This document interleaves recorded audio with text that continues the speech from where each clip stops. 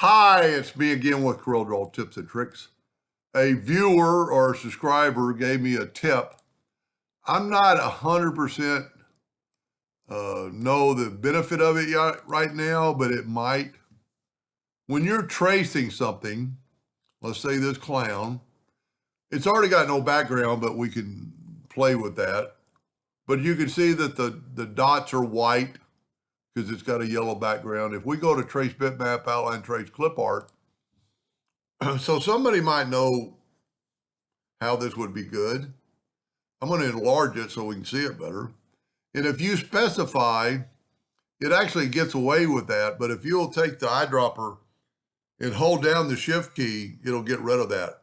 And then you could go and get rid of the white or some or all of the white dots. I'm holding down the shift key the whole time, and I'm not going to do all of them.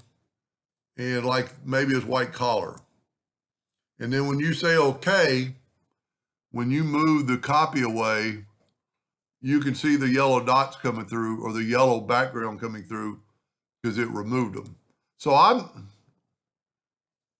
not 100% sure the advantage to that right now, because if you would, and maybe you don't want to ungroup it, if we go to object group and ungroup, you can take these dots away, the white dots.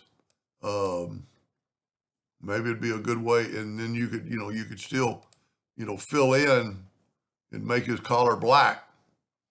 And so I'm not 100% sure the advantage of it yet, but I'm going to still do a little more research, but I thought I'd get it out there.